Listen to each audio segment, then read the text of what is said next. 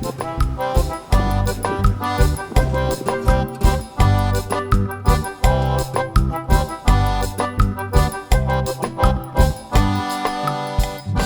am in Santa Fe, New Mexico on Museum Hill, and I am outside of the Museum of International Folk Art. This is going to be a really awesome exhibition of folk art from all over the world, not just America. I like good old American folk art, but this is going to have international stuff, so this is going to be pretty cool. Let's go check this out.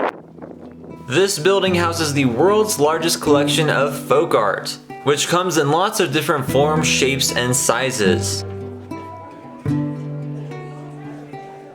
Here are some miniature European puppet theater sets from the 19th and early 20th centuries.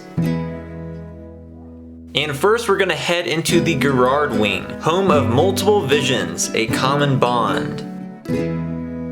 This is definitely the highlight of the museum. It's a gigantic room of over 100,000 folk art toys and toy sets from around the world. This was all the collection of Alexander Gerard, who developed a lifelong fascination growing up in Florence, Italy, with toys, especially miniatures. He ended up becoming an interior designer, but always appreciated small-scale models and toys, which he collected in vast quantities throughout his life, so much so that on his honeymoon he filled his car with folk art and toys. Gerard once said that, quote, "Toys represent a microcosm of man's world and dreams. They exhibit fantasy, imagination, humor, and love. They are an invaluable record of expression and man's ingenious, sophisticated imagination."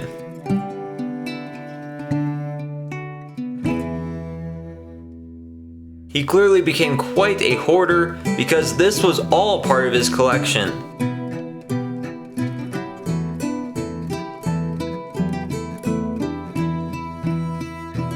The variety of miniature buildings, elaborate sets, and car figurines are completely overwhelming. This is the type of place you could visit 1,000 times and always find lots of new stuff.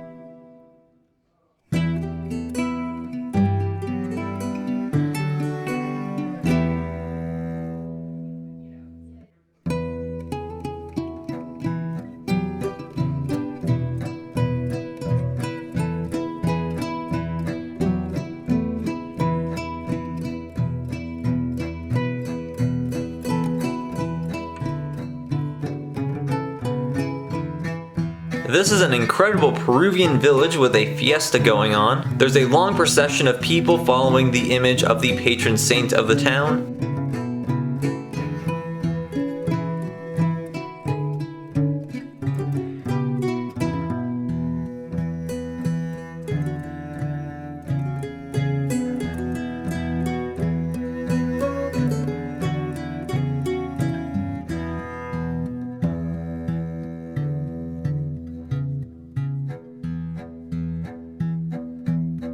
This is a 19th century American town filled with some popular American toys in the 19th century.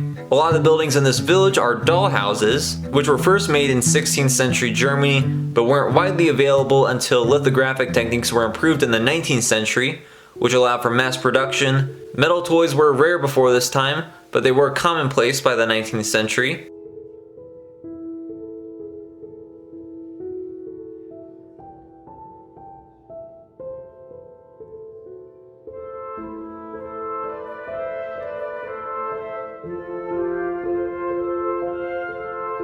Gerard also collected lots of masks from all regions of the world. Some are rather disturbing.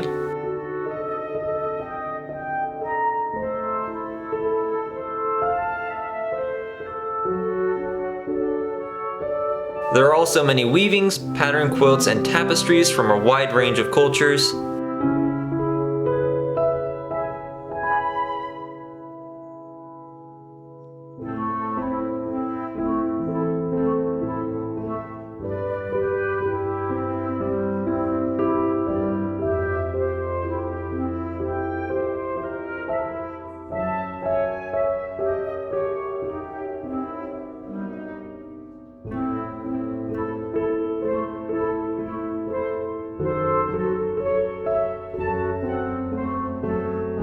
like these miniature carnival rides and clown carvings.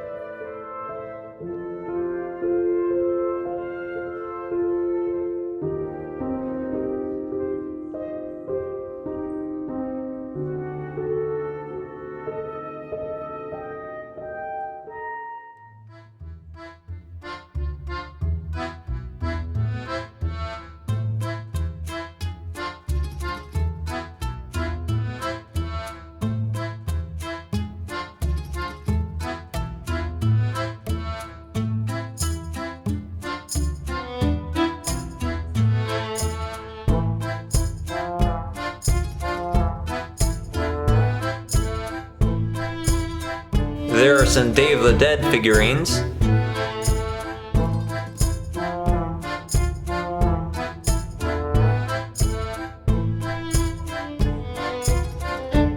That's a late 19th century French puppet theater.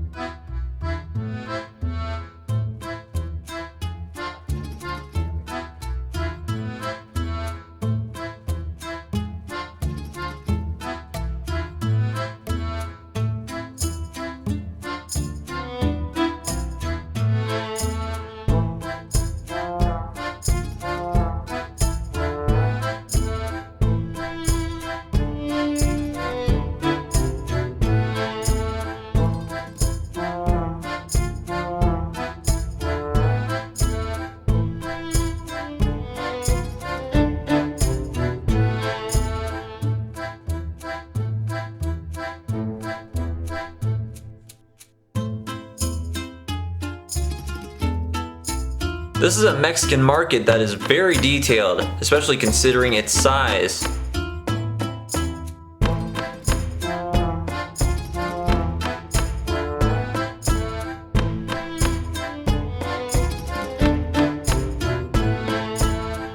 I mentioned that Girard had over 100,000 of these toys and sets. Well, that was less than 10% of the collection, about as much as they could fit into the museum.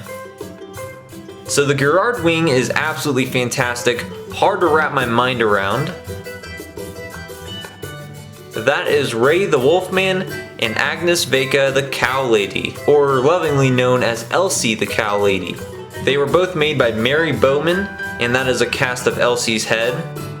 There's a Hispanic folk art grandfather clock and bicycle. These are the followers of Gandhi by an Indian artist, showing the men and women following him on the Salt March, though they look a little distorted. This display discusses what is and isn't folk art. Now there's multiple perspectives to come from, but some curators said these pieces weren't folk arts, while others said they were. This wood-carved Native American is considered to maybe be folk art by the director of the museum, while the curator of North American folk art said it's not folk art.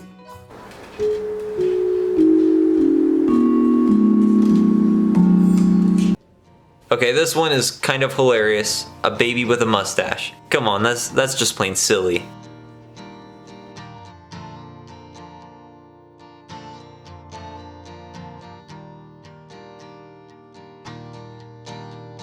Moving on to the other exhibitions at the museum right now. This one focuses on modern indigenous activism. Trash Loom. This is a trash loom by a Santa Fe artist. Santa Fe has banned plastic bags, but there's still plenty of plastic abound. Amar Kapakati created this just out of the colorful plastic trash from 2018's International Folk Art Market. Some of the materials in here came from the homes of museum staff. This is a hashtag no dapple jacket worn by a man from Kiowa Pueblo who wore this at the Standing Rock Reservation and protested the Dakota Access Pipeline, where the mercenary police were pretty awful and the pipeline still got built through sacred land and has polluted lots of water sources and land since.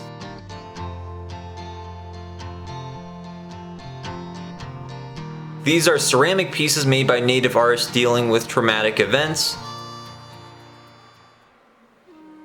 This exhibit is on yokai, the ghosts and demons of Japan. Judging by this weird blue creature, this is going to be interesting.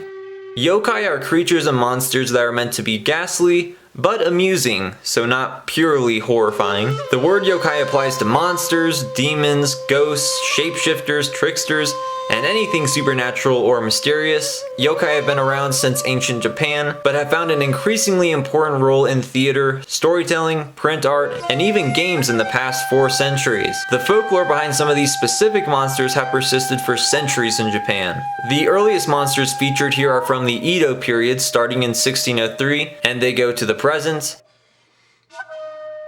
This guy is from the Namahage Matsuri, a festival of monstrous demon deities represented through costumes like this in Oga, Japan.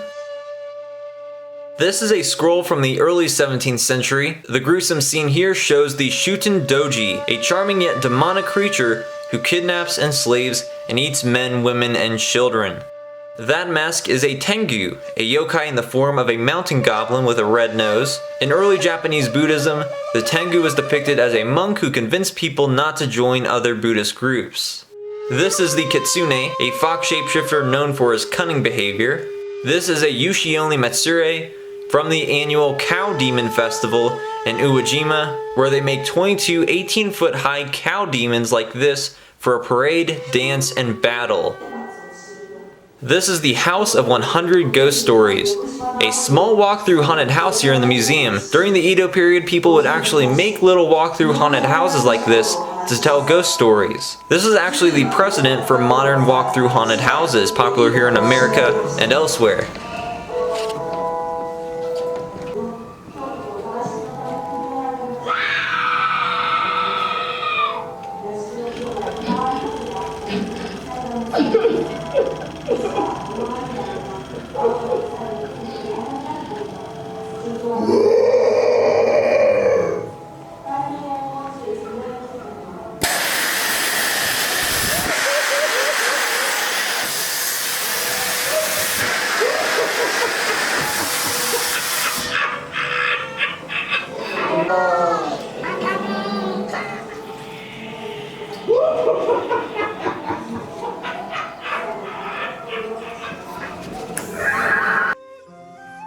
This is a kabuki costume for a ghost character of the ghost story of the Yotsuya Road, which was popular in post-World War II Japan.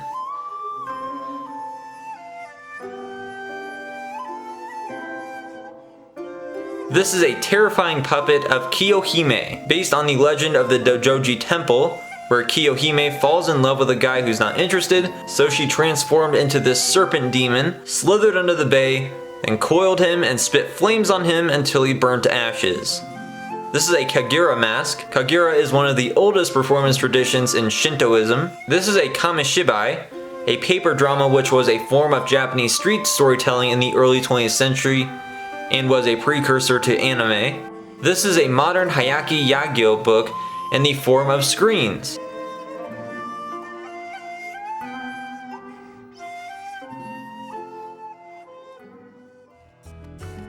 The final exhibit is Música Buena, Hispano folk music in New Mexico. After the Spanish arrived in New Mexico, European musical tradition blended with Native American music and customs. Here are some Hispano folk art violins, an accordion made in the 1930s. In Hispanic culture, music plays an important role at family get-togethers, weddings, and even births. These are some costumes from Moros y Cristianos, a historically popular play here based on medieval folk plays that reenact the final battle between the newly unified Spain and the Moors, putting an end to their 800-year rule. These are costumes from La Gran Pastorila, the Great Shepherd's Play, telling the story of the shepherds who went to Bethlehem to bring baby Jesus gifts while eluding the mischievous Lucifer. This little carousel carving is called the Dances of New Mexico. Here are some elaborate dance dresses. This is a cigar box guitar. There's a classical acoustic guitar, in contrast to this electric guitar carved with a demon and angel. That's pretty awesome. So the Museum of Air National Folk Art was awesome. I really enjoyed the museum. There's quite a bit up here on Museum Hill. There's a anthropology laboratory, the museum, and there's a cafe as well. There are several sculptures up here on the hill. This is the Museum Hill Cafe, which is actually pretty high-end. I still decided to eat here, and it was good. There's also a decorated, glittery cow outside. Opposite the Museum of Air National Folk Art on the hill is the Museum of Indian Arts and Cultures, which explores Native American arts and culture.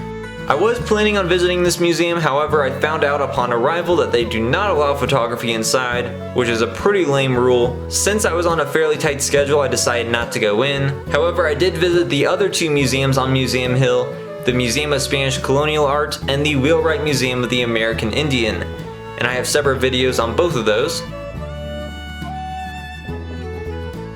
Also here on the Museum Hill Plaza is an amazing 24-foot tall bronze sculpture, the Apache Mountain Spirit Dancer. The Apache Mountain Spirits are very important to the Apache. The spirits are the agents of the Supreme Being and bring protection from enemies and disease. The spirit dancers show the spiritual world through traditional dance ceremonies. There is also a great view of the Sangre de Cristos mountains from the hill.